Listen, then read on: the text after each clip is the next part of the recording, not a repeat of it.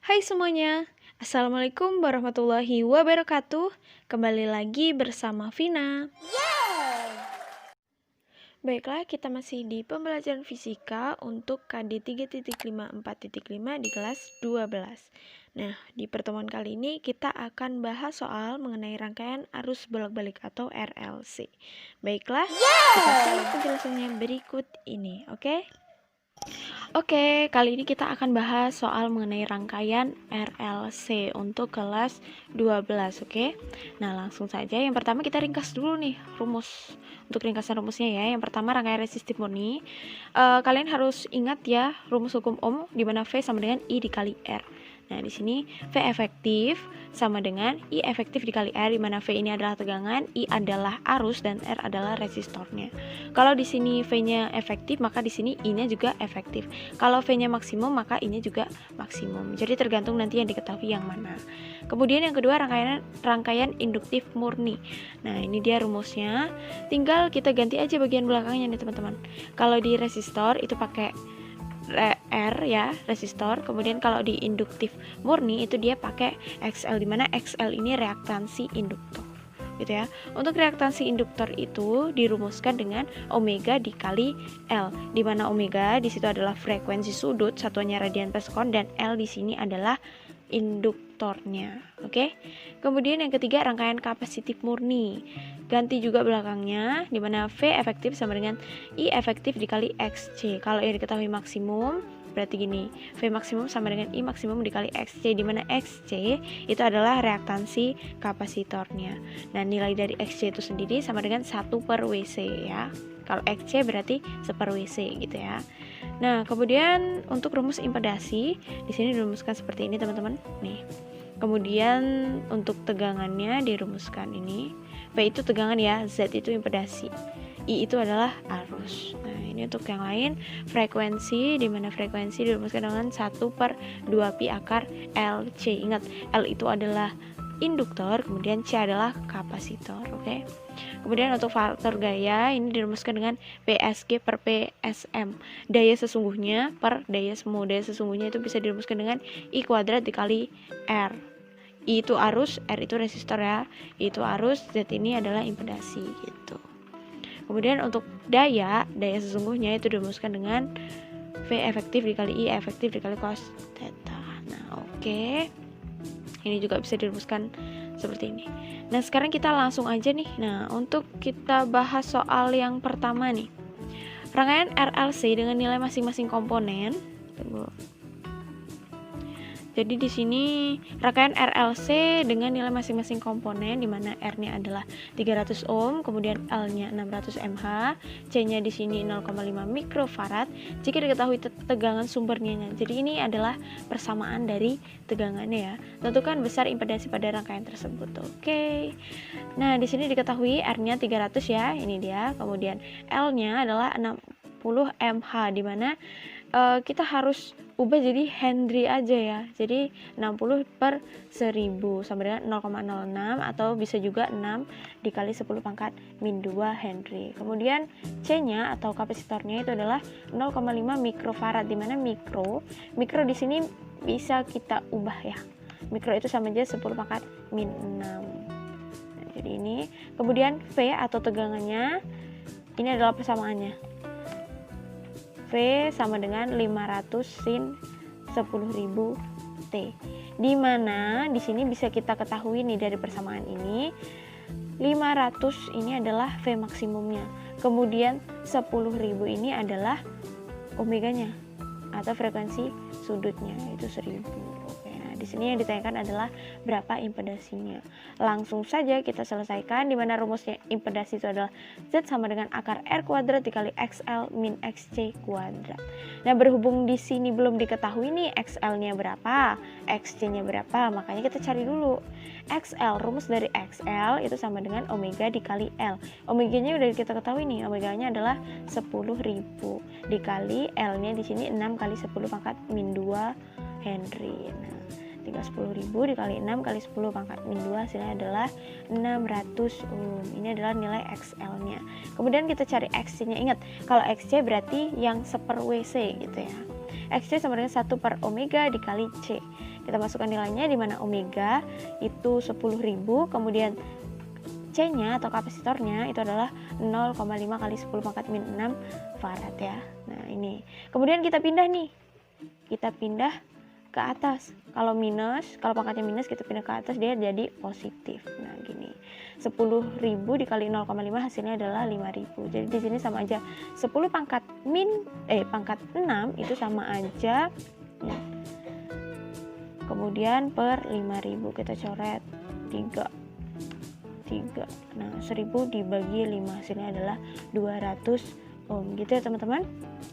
Maka impedasinya tinggal kita masukkan aja, R-nya itu adalah 300, kemudian XL-nya adalah 600 nih ya, kemudian XC-nya adalah 200. Tinggal kita jumlahkan, hasilnya 500 ohm. Begitu ya teman-teman. Oke, jadi jawabannya adalah yang A. Next, kita ke pembahasan berikutnya. Di sini untuk soal yang nomor 2. Sebuah kapasitor ini 5 mikrofarad. Kemudian dihubungkan dengan tegangan bolak-balik, kuat arus listrik yang mengalir pada rangkaian tersebut memenuhi persamaan. Jadi ada persamaan arusnya nih. IT sama dengan, atau arus terhadap waktu sama dengan 1,5 sin 200 T. Tentukan tegangan maksimum pada kapasitor tersebut. Oke. Diketahui C-nya di sini yang ini nih, 5 mikrofarad. Kita ubah jadi farad ya. Jadi mikronya ini sama aja 10 pangkat min 6. Kemudian ini adalah persamaannya. Jadi dari persamaan ini bisa kita ketahui bahwasanya 1,5 ini adalah I maksimumnya, kemudian 200 ini adalah omeganya. Oke. Nah, yang ditanyakan adalah V maksimum atau tegangan maksimumnya itu berapa sih, ya kan? Langsung saja kita jawab. Di mana V maksimum sama dengan I maksimum dikali XC. Nah, kita lihat I maksimumnya udah diketahui nih, I max-nya 1,5. Kemudian yang belum diketahui adalah XC-nya. Jadi kita cari dulu XC-nya. XC-nya berapa? Maka dirumuskan XC sama dengan 1 per WC ya. Kita masukkan nilainya, omega itu adalah 200. Ini omeganya adalah 200 ya. Kemudian C-nya kita masukkan 5 kali 10 pangkat min 6. Nah, ini min 6 pindah ke atas biar dia jadinya plus. Berarti 10 pangkat 6 per 1000. Hasilnya adalah 1000 ohm. Nanti bisa dihitung sendiri ya teman-teman ya. Nah, udah kita ketahui juga nih, X-nya udah, I maksimumnya udah, maka tinggal kita masukkan nilai rumusnya. V maksimum sama dengan I maksimum dikali XC, berarti nilainya adalah 1500 volt. Jawabannya adalah yang A. Oke, lanjut. Untuk soal yang nomor 3, perhatikan rangkaian gambar di bawah ini. Kuat arus maksimum rangkaian tersebut adalah, nah ini dia teman-teman. Jadi di sini diketahui R-nya adalah 12 ohm, kemudian L-nya adalah 0,075 Henry, kemudian kapasitornya adalah 500 mikrofarad. Nah, untuk ini kapasitornya itu sama aja kita ubah ya jadi farad. Jadi mikronya adalah 10 pangkat min 6. Jadi 500 mikrofarad itu sama dengan 500 kali 10 pangkat min 6 farad.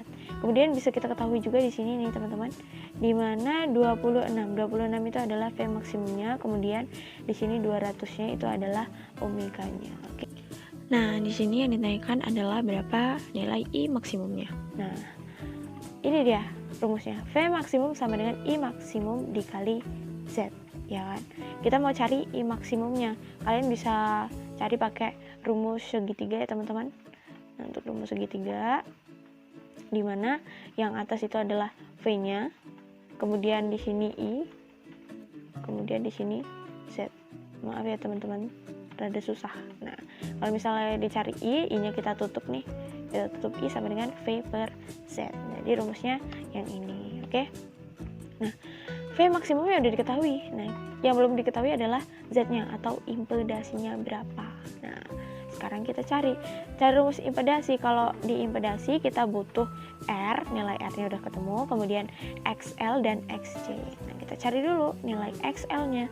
XL sama dengan omega dikali L, dimana omeganya di sini adalah 200 dikali L-nya 0,075. Maka hasilnya adalah 15 ohm. Kemudian XC-nya, kita cari XC-nya. XC sama dengan 1 per WC, di mana omega ini nilainya 200, kemudian C-nya adalah 500 kali 10 pangkat min 6. Ini kita pindah ke atas ya teman-teman, seperti tadi. Nah, kemudian diperoleh 10 pangkat 6 per 100.000, hasilnya adalah 10 ohm. Nah, ini adalah nilai XC-nya. Oke. Lalu di sini kita bisa tahu nih impedasinya, tinggal kita masukkan aja nilainya, R-nya berapa, XL-nya berapa, X-nya berapa, maka diperoleh impedasinya adalah 13 ohm.